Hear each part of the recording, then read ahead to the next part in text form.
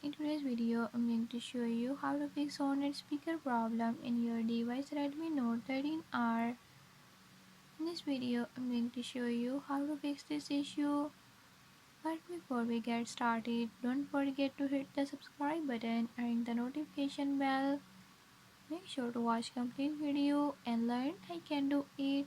Let's watch the video.